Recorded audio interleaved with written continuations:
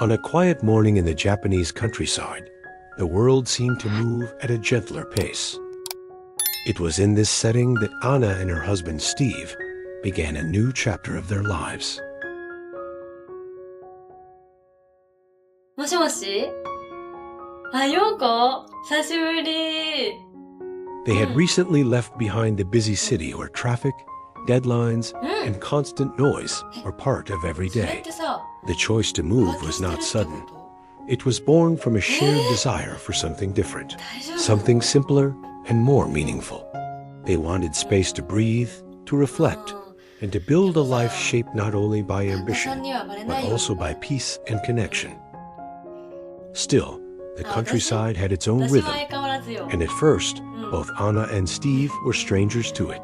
じゃあまた Deep 別に down 遊びに来てね Anna longed for connection. She wanted to understand the community, はーい to share moments of laughter and conversation. She knew that moving to a new place wasn't just about unpacking boxes. It was also about opening hearts. Together, they reassured each other that patience and kindness would eventually build the bridges they needed. Their chance came one balmy afternoon. Anna was walking home when she noticed a man walking toward their house. He was older, with calm eyes and a steady posture, carrying himself with a serious, calm air. His name was Manuel, and he was the neighborhood chairman.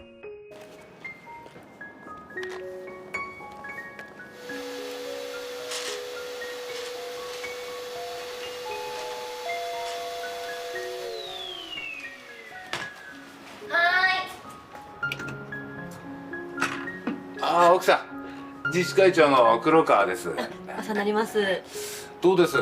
この町内の生活にもそろそろ慣れてきましたか？はいおかげさまでまあよかった。まあ何かね困ったことがあったらいつでも気軽に声をかけてくださいね。それでね、町内の住人名簿を作るんで、書いてもらいたい書類があるんですよ。本当はねもっと早くに書いてもらわなきゃいけなかったんだけど、たまたまいつも奥さん留守だったもんで。すみませんじゃあよかったらどうぞじゃあちょっと失礼しますね。はい Anna invited him inside for tea, and the moment felt unexpectedly natural. この家結構高かったんじゃないですか？そうですねでもそのあたりは主人に任せてますからどうぞああ、すいません。すぐに失礼しますから。The conversation began with simple pleasantries, the weather, the quiet life of the village, but soon revealed something deeper. To her surprise, Anna learned that Manuel had once been a university professor. Now retired, he dedicated much of his time to the local community, supporting events and offering guidance to those who sought it. Anna listened intently, fascinated not only by his stories, but also by the calm wisdom in his words. Manuel spoke about the importance of patience in building trust, of listening before forming opinions, and of giving back to the community that surrounds you. 会長さん These weren't lessons from a textbook. They were reflections gathered from years of experience. What struck Anna most was how different Manuel was from the quiet image she had formed in her mind. She realized how easy it is to make assumptions based on appearances or casual remarks, and how often those assumptions miss the truth. In that moment, she saw Manuel not as a distant authority figure, but as a neighbor with a wealth of kindness and perspective.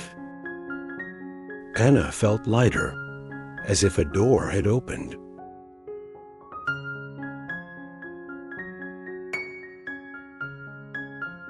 あ、そうだ。そういえばさ、さっき帰りに自治会長さんに会ってさ。え会長さんに That evening, as she recounted the visit to Steve, her eyes sparkled with enthusiasm. Steve was surprised. He had imagined their community leaders would be strict or distant. Yet here was a man who had not only welcomed them, but also offered wisdom and encouragement. The encounter left them both thoughtful. They began to see their new life differently. The countryside was not just a backdrop for solitude. It was a space filled with potential connections, each waiting to be discovered. And in that realization, a new kind of hope stirred within them. The hope that their move was not only about escaping the chaos of the city, but about learning to truly belong. Anna stood in the kitchen, preparing a meal that was both simple and heartfelt.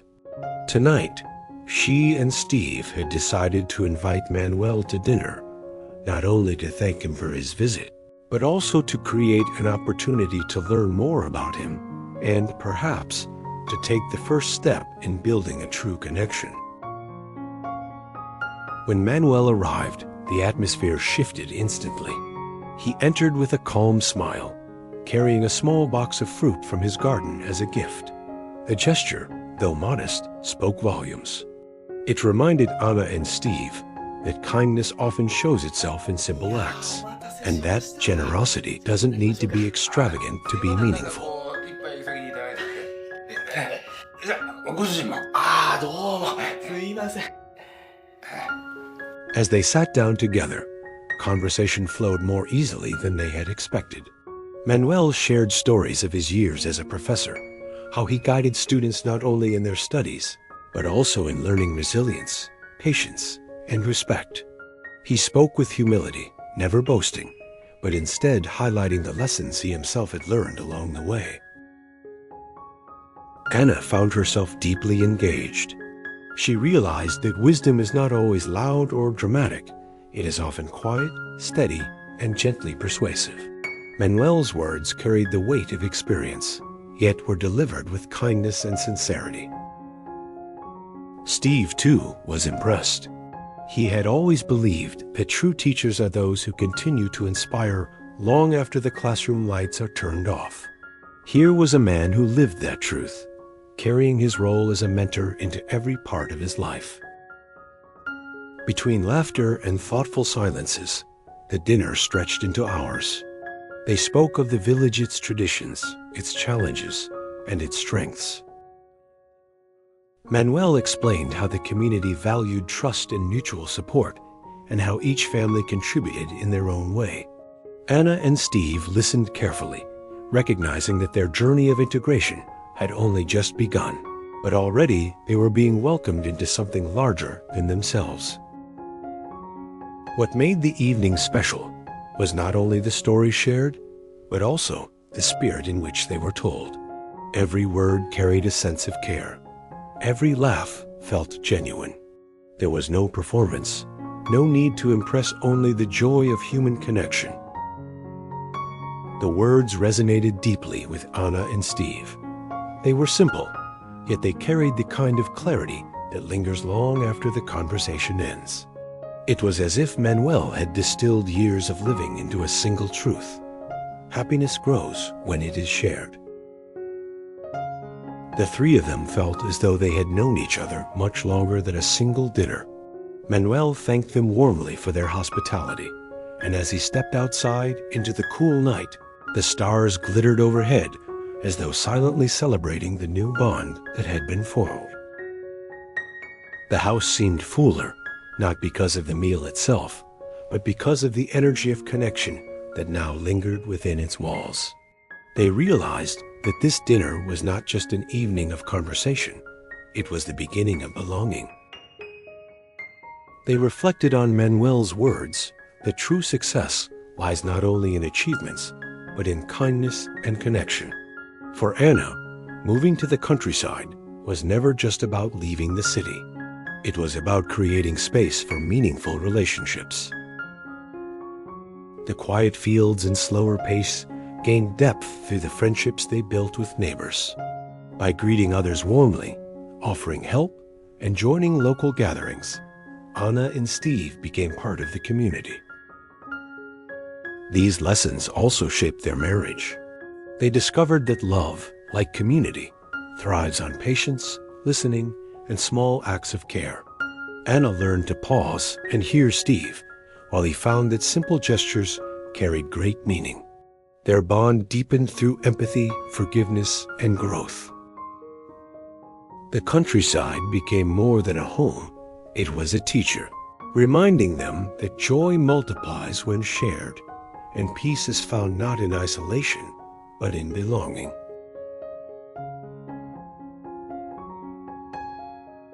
Time in the countryside moved gently, and soon Anna and Steve found a rhythm: morning walks, shared meals with neighbors, evenings under starlit skies. What began with hesitation grew into belonging, shaped by openness and kindness. The dinner with Manuel became a turning point, teaching them that true success lies not in personal gain, but in kindness and connection. These lessons reshaped their lives and marriage. They learned that happiness is not a destination, but a daily practice expressed in patience, generosity, and trust. Small acts, like planting a garden or helping a neighbor, carry extraordinary meaning. Their story reflects a universal truth. Connection is the foundation of happiness. Community is not given, but built choice by choice, kindness by kindness. Watching lanterns drift down the village river, Anna and Steve realized they had not only found a home, but also a new way of living, where joy endures through love, belonging, and shared humanity.